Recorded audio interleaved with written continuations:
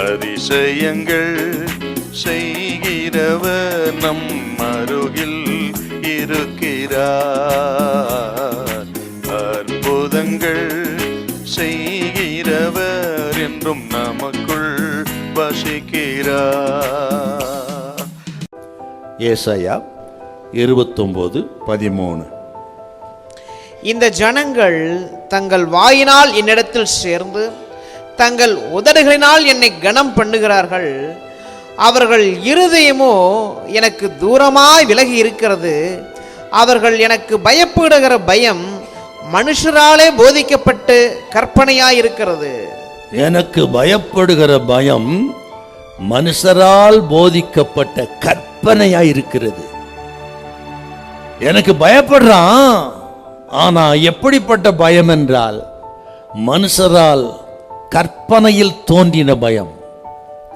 உதடுகளினால் கனம் பண்ணுகிறார்கள், உள்ளமோ தூரமாயிருக்கிறது. என்ன அர்த்தம்? கடமைக்காக ஜெபம் பண்றாங்க, ஏதோ ஜெபிக்க வேண்டும்ங்கிறதுக்காக ஜெபம் பண்றானா.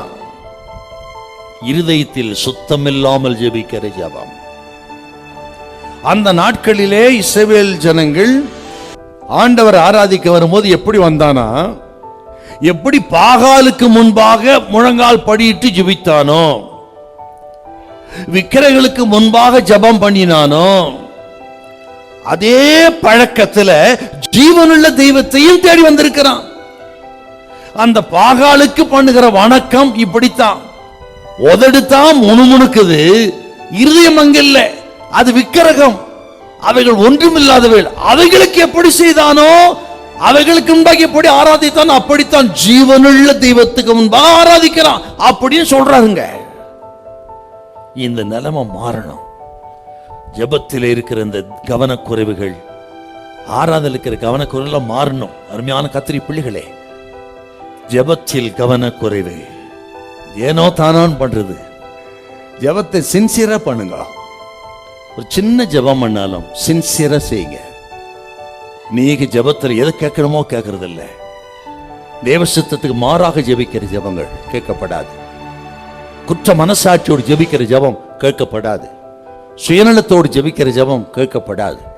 தனக்காக தன் குடும்பத்துக்காக மட்டும் ஜெபிக்கிற ஜெபம் கேட்கப்படாது.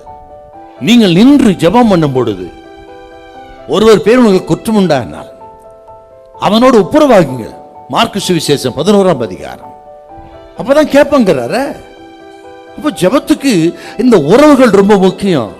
உறவுகள் சரியில்லாம எவ்வளவு ஜெபம் கேட்க மாட்டாருங்க. இன்னைக்கு இந்த நாளில கர்த்தர் சொல்றார், ஏன் ஜெபம் கேட்கப்படல?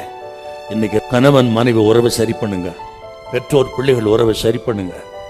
எந்தெந்த உறவு சரியில்லாம இருக்கு அதெல்லாம் சரி பண்ணி ஜெபம் பண்ணுங்க. கர்த்தர் உங்க ஜெபத்தை கேட்பார். ஹல்லேலூயா, ஹல்லேலூயா.